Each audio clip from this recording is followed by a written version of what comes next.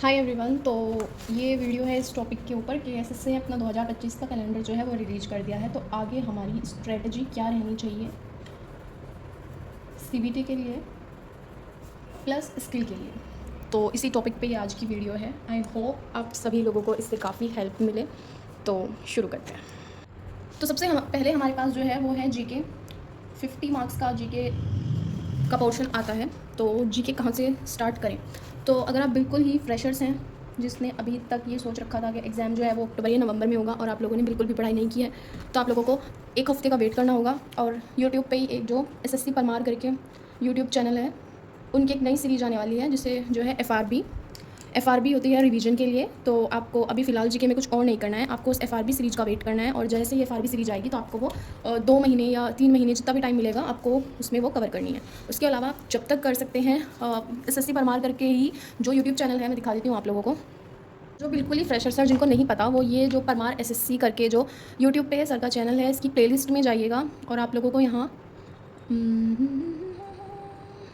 या तो आप लोग ये जो वन शॉट वीडियोज़ हैं प्लेलिस्ट में, इनको कर लीजिए तब तक। ये काफ़ी लेंदी वीडियोज़ हैं। या फिर आप इसी में से कर सकते हैं, घरानाज़ की जो स्टैटिक जीके का जो पोर्शन है वो कंप्लीट कर सकते हैं। तो ये सर का यूट्यूब चैनल है और इस पे सारा फ्री का कंटेंट मिल रहा है।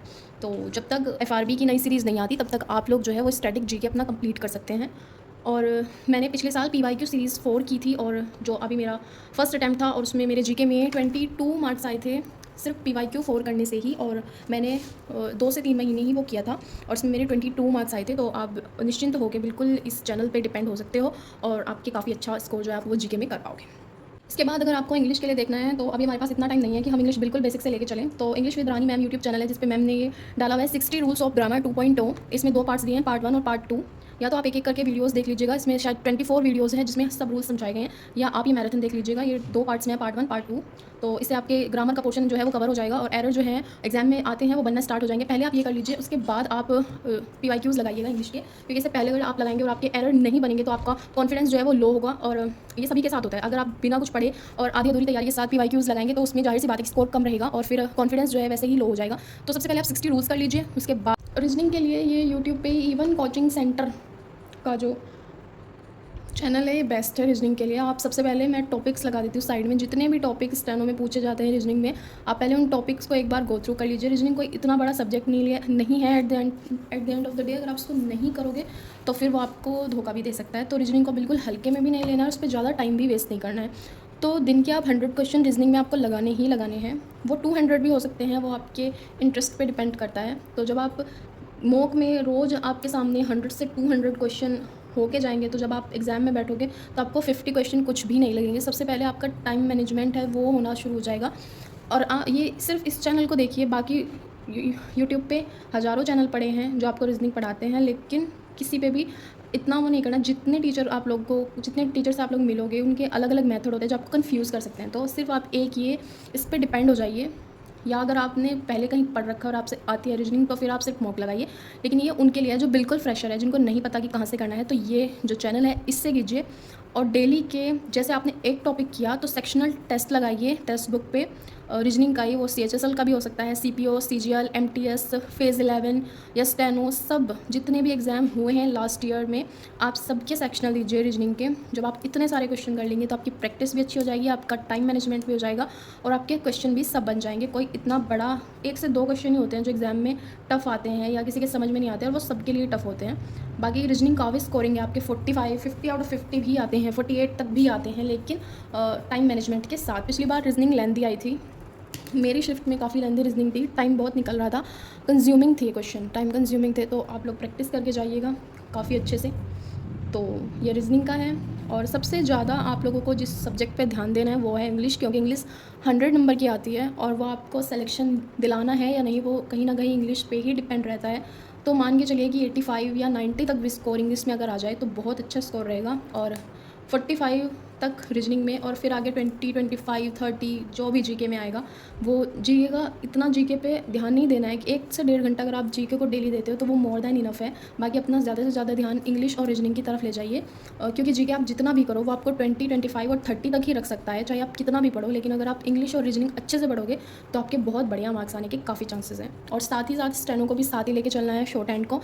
कोशिश कीजिए कि ऑफ़लाइन सीखें, क्योंकि ऑनलाइन कोई भी इतना अच्छा बैच नहीं है जितने बढ़िया तरह से समझाए। लेकिन अगर आपको फिर भी ऑनलाइन ही देखना है, आपके आसपास नहीं है कहीं शॉर्ट हैंड का कोई बैच या टीचर, तो फिर मैं आपको अगली वीडियो में बता दूँगी कि कौन से ऑनलाइन प्लेटफ़ॉर्म अच्छे हैं जो आपको फ़ीस भी कम होगी और जल्द से जल्द अच्छा स्किल आपके कराने की कोशिश करेंगे। तो अभी साइड में रखना है बिल्कुल, शॉर्ट हैंड को भी लेके चलना है। ऐसा नहीं है कि सिर्फ सीबीटी पे ध्यान देना है। तो सिर्फ 3 महीने हैं हमारे पास, इनमें हमें इन दोनों को एक साथ ही लेके चलना है। अगर आप दिन में सारा दिन सीबीटी के लिए पढ़ रहे हैं तो एटलीस्ट रात में 2 से 3 घंटे शॉर्ट हैंड को दीजिए, या फिर आप अर्ली मॉर्निंग के 2 से 3 घंटे शॉर्ट हैंड को दीजिए, तभी जाके आपका सिलेक्शन होगा। क्योंकि अभी अगर आपको ग्रेड डी भी क्लियर करना है तो उसके लिए भी आपको कम से कम 7-8 महीने की प्रैक्टिस चाहिएगी। तो बस ये है 90 डेज़ में कि आप लोग क्या कर सकते हैं आगे। और आई होप आप लोगों को ये वीडियो हेल्पफुल लगी हो, या आप लोगों की कुछ थोड़ी बहुत भी इससे हेल्प हुई हो। तो वीडियो को लाइक कीजिएगा, चैनल को सब्सक्राइब कीजिएगा, और आप लोगों के जो भी क्वेश्चन हैं, जो भी क्वेरीज़ है, वो कमेंट में पूछ लीजिएगा। ब्लैक बुक से आपको सिर्फ ईडियम्स करने हैं, क्योंकि इसमें एंटोनिम सिनोनिम का जो पोर्शन है वो काफ़ी दिया हुआ है, काफ़ी ज़्यादा मैट्रिक्स में दिया गया है। और जो सिनोनिम और एंटोनिम है वो आपको इसमें से इतने कम टाइम में शायद याद ना हो पाए। तो उसके लिए आप लोगों को लेनी है एक बुक जो है श्योर 60।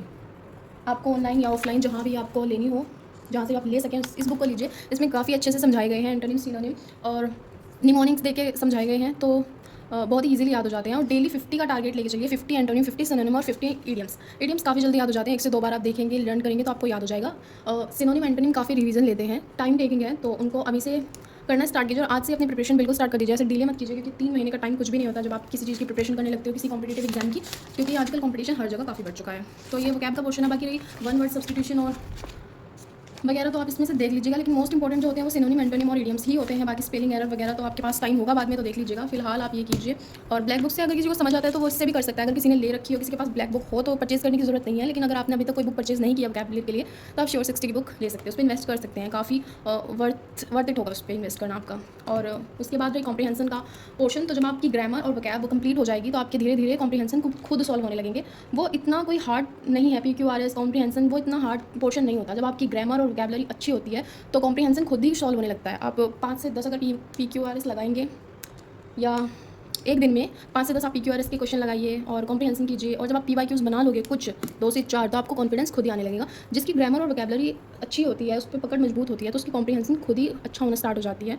तो वो कोई इतना बड़ा टॉपिक नहीं है कि वो ज़्यादा टाइम लेगा। सबसे पहले आप लोगों को अपनी ग्रामर और वोकैब को स्ट्रॉन्ग करना है, बाकी का पोर्शन खुद ही हो जाएगा। देख लीजिएगा, आप जब आप शुरू करोगे ग्रामर पे आपकी पकड़ बन जाएगी, वोकैबुलरी आपकी अच्छी हो जाएगी रिवीजन के साथ। और रिवीजन वोकैबुलरी का सबसे इंपॉर्टेंट है, क्योंकि वो आज अगर पढ़ी तो आपको अगले दिन शायद याद ना रहे, तो इसलिए आपको उसका डेली रिवीजन करना है, फिर वीकली रिवीजन करना है, उसके बाद मंथली रिवीजन करना है। तो रिवीजन ही उसमें एक की पॉइंट है जो आपको याद रखने में हेल्प करेगा। तो ये है इंग्लिश का पोर्शन। और रीजनिंग के लिए